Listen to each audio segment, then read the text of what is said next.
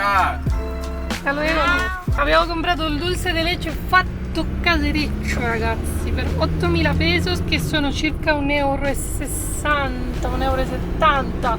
Per esempio noi in famiglia lo facevamo anche per venderlo e noi lo facevamo dei contenitori, sono fatti tipo di come se fosse un guscio del cocco e lo facevamo così ed era tipo da mezzo chilo. Il dulce de leche che cos'è? Il dulce de leche tipico colombiano da me si chiama anche manjar blanco ed è fatto a base di latte e riso una pochissima quantità, diciamo che è latte super ridotto e con un po' di acqua di riso e si fa ridurre, diciamo che 9 litri diventano anche un litro e mezzo, quindi è bello ridotto. Mangia a cucchiai o spalmato su dei cracker o da solo principalmente. Il sapore è simile al latte condensato ma caramellizzato, quindi super buono. Una specie di caramello, per farvi capire vagamente, però non è come il caramello.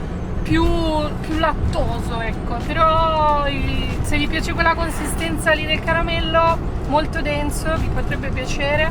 A noi piace con tipo dei tuc, tipo salatini, è super buono. Noi adesso continuiamo la nostra rotta, ci stiamo dirigendo verso Valledupar e adesso ci mancano 147 km che dovremmo fare in 2 ore e mezza, quindi da qualche parte ci sarà traffico o buche e traffico.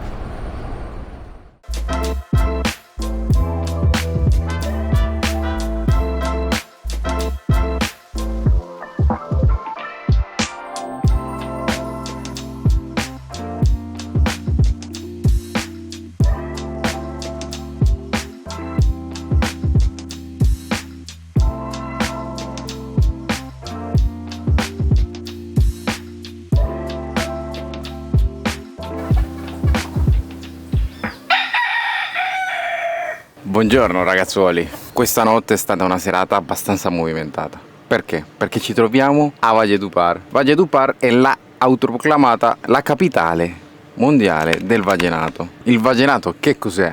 Il vallenato è un genere musicale dove vige come strumento principale la fisarmonica. I temi toccati in questo genere musicale è il dissamore, quindi possiamo interpretarlo come l'uomo che viene lasciato dalla donna, la donna che lascia l'uomo, il dissamore che non riesce a superare. Abbiamo capito, relazioni amorose tra persone, quindi sono canzoni... Una parola per dirlo, il disamore non esiste in italiano. È il despecio si chiama. Cioè vuol dire che ti tolgono il petto da quanto soffri, capito? Cioè capite che hanno bisogno di una parola per dire questa cosa, cioè è assurdo. Siamo venuti qua perché Sonia ha visto su Overlander una recensione di 2 anni fa, quindi non sapevamo se questo posto effettivamente ancora esisteva o meno. Siamo venuti, abbiamo visto effettivamente che esisteva, poi siamo andati via a fare la spesa, siamo tornati, abbiamo sistemato la spesa, poi siamo usciti a prendere il pollo perché volevamo mangiare un pollo fritto. Siamo tornati, questi qua si sono messi a letto tutti. Noi, bellissimo, weekend in città, perché normalmente sabato sera tu dovresti stare lontano dai centri abitati. Perché si fa casino. La musica ci può essere gente ubriaca, noi siamo per strada di solito. All'improvviso però alle 10:30 questi stavano dormendo, arriva un tipo con 2 ragazze e si svegliano quelli che stavano dormendo qua e iniziano a fare casino fino alle 4:30 e in più si sono messi di mezzo pure i galli che si sono messi a cantare. Quindi quando loro hanno smesso la musica sono rimasti i galli, poi è arrivato un tipo che voleva entrare nel parcheggio, quindi suonava il clacson, bussava il portone gigante e gridava, poi c'era stato un altro tipo dopo che voleva uscire dal parcheggio, insomma un casino ragazzi, quindi sappiate che nel weekend in Colombia nei centri abitati ve la rischiate. Per farvi un po' capire, perché a volte è complicato, non possiamo filmare certe cose o non le fotografiamo, non le possiamo mostrarvele, però certe volte in Colombia il problema della musica è un problema enorme, perché tu fai la tua vita e non hai voglia a volte di ascoltare la musica di un altro, e tanto più che l'altro di sicuro non la metterà a un volume sostenibile per noi, diciamo.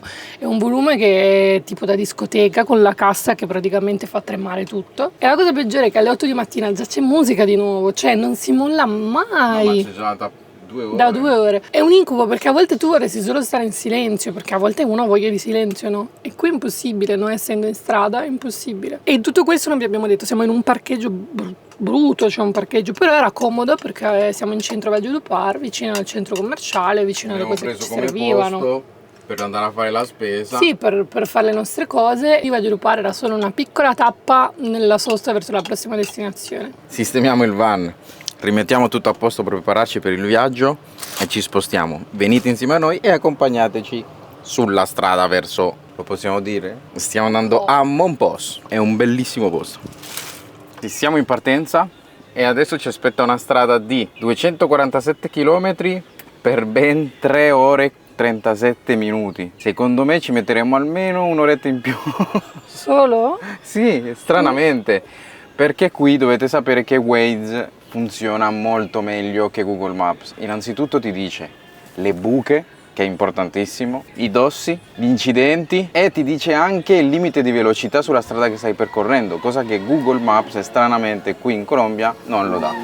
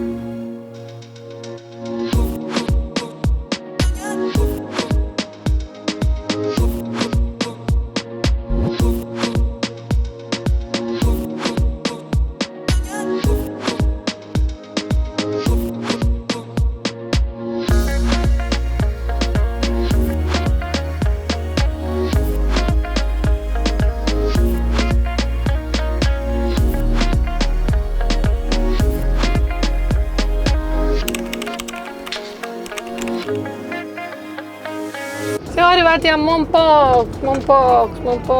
Ah! Ci sta facendo passare tutto il centro del paesino. Abbiamo trovato parcheggio. Un caldo, ragazzi.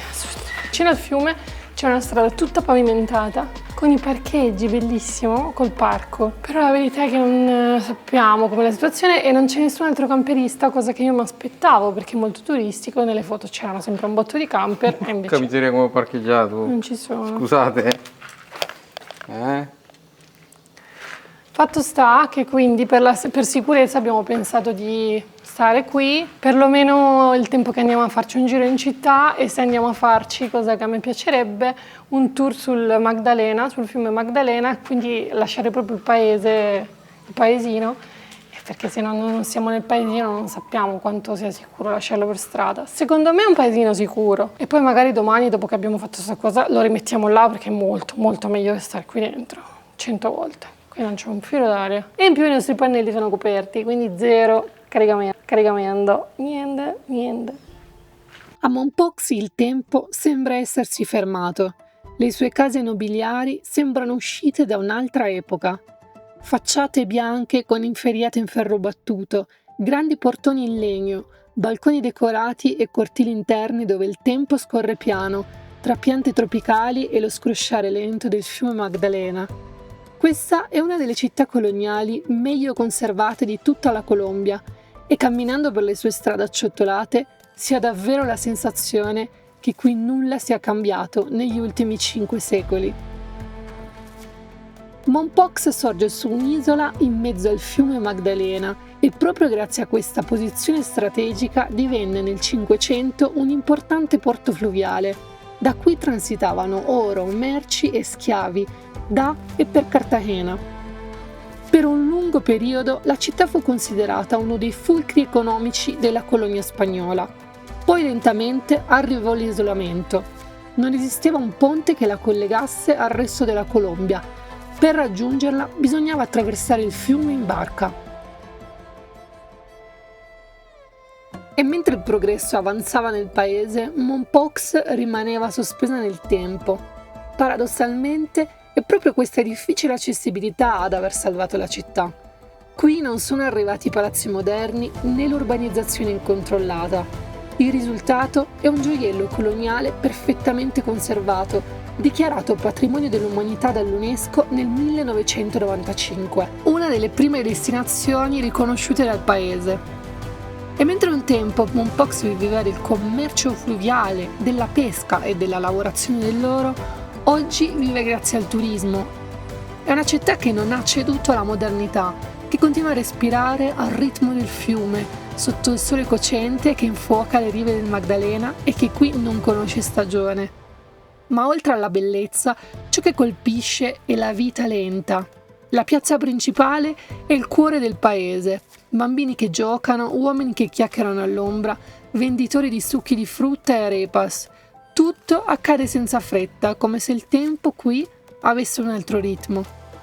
E mentre il caldo avvolge la cittadina, gli abitanti trovano rifugio sulle loro meseoras, le sedie ad ondolo in legno intrecciato, simbolo dell'artigianato momposino, che si trovano nel patio di ogni casa.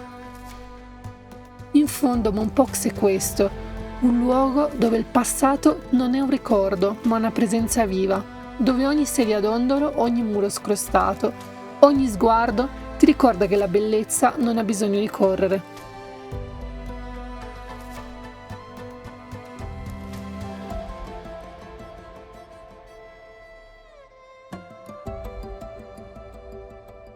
Buongiorno ragazzi. Stiamo andando a fare una cosa bella, speriamo che sia bella, insomma. Sì, siamo qua perché vogliamo andare a fare un tour di birdwatching dove potremo vedere diverse specie. Sì, di uccelli e non solo. Speriamo. Non vi vogliamo dire niente perché sicuro non li vediamo se lo diciamo. Quello che noi vorremmo vedere, cioè io perlomeno vorrei vedere. Non dico niente io. Non dire niente. Comunque fa un caldo ragazzi, si vedrà dalle goccioline di sudore che è una roba allucinante. Adesso ci dirigiamo al molo turistico dove parte il giro che durerà circa 3 ore, ci hanno detto, 3 ore e un quarto. 3 ore e mezza. Un bel giro lungo. Sì, e non costa quindi neanche tanto, vediamo se ne vale la pena. Costa, ve lo diciamo 10 già, euro a persona. costa 10 euro più o meno a persona e dura 3 ore e mezza. Perché quello dei fenicotteri che abbiamo fatto giorni fa, che è nella zona della Guajira, se vi ricordate, poi il tour di appena un'ora costava 15-16 euro, non è che fai tanti giri perché stai fermo lì nella Ciénaga. Invece qui in teoria andiamo in giro per il fiume e penso che faremo un bel giretto, credo.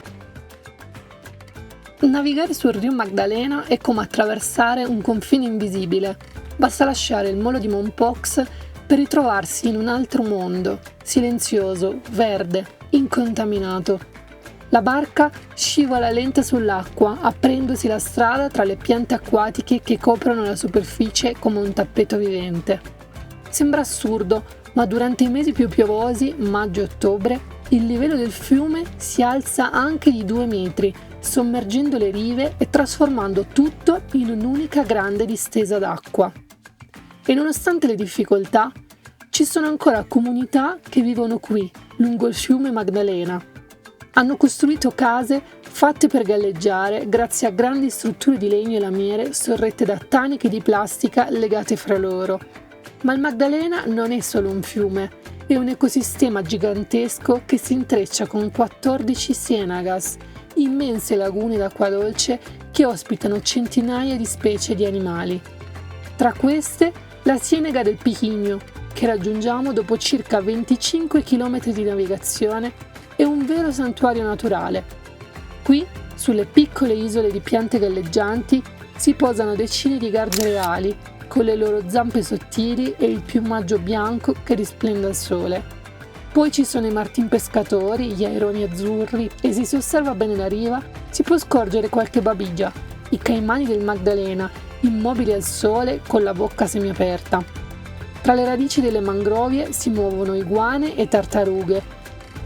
Il silenzio qui è totale, ma pieno di vita. Si sente il suono dell'acqua che colpisce lo scafo della barca. Non c'è musica, non c'è rumore di motori, solo la voce del fiume. In un paese così pieno di vita e di caos, questa pace sembra quasi un miracolo che si imprime nei nostri ricordi. Dopo questa giornata di esplorazione abbiamo capito una cosa: non si può dire di aver visto Mompox se non si è esplorato il Magdalena, che continua a essere il cuore di questa meravigliosa cittadina, il fiume che le dà la vita, la culla della sua storia e il ritmo lento che ancora oggi ne scandisce i giorni. Ragazzuoli, buongiorno. Oggi, ieri alla fine, dopo il tour, non vi abbiamo raccontato cosa è successo. Praticamente noi siamo arrivati là e il tour non si faceva perché eravamo solo noi due. Che fanno? Loro vanno a pesca. Se raggiungono un tot di persone la barca esce, se non raggiungono un tot di persone semplicemente la barca non esce e non c'è. E quindi tu hai prenotato per il nulla. Vanno a pesca, sembra che vadano a pesca. Pesca di turisti. Vabbè, però sembra detto così, visto che uno non... Io vabbè. anche ho pensato che... Praticamente ci siamo trovati lì e quindi cosa abbiamo fatto? Abbiamo detto alla tipa che era lì e ci fa: no ragazzi, usciamo domani, non oggi, domani ho già 10 persone, oggi non ho nessuno. Ho detto no, come no?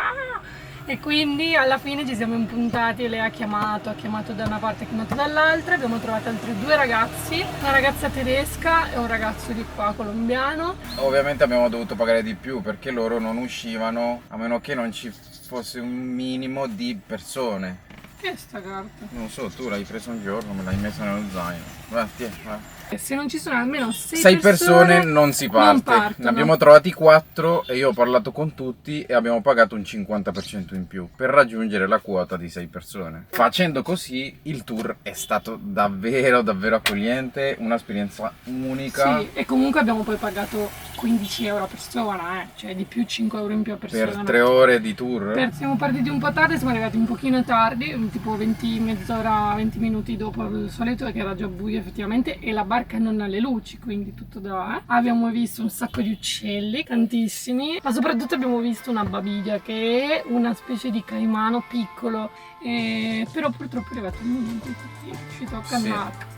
Ci dispiace tanto. Ragazzi, e qua viene il bello: se non siete iscritti, fatelo, mi raccomando, mettete mi piace, magari lasciate un commento che ci date una grande mano a crescere su questa piattaforma. E seguiteci anche su Instagram, dove siamo sempre dei travelisti su ogni Victor. E lì siamo un pochino più aggiornati sulla linea del tempo. Un po' di più, esatto. E così lì magari ogni tanto vedete quando esce l'ultimo video YouTube, vi ricordate, queste cose qui. E lì ci sono qualche fotino che su YouTube ovviamente non postiamo. Grazie per essere stati fin qui, ci vediamo al prossimo video.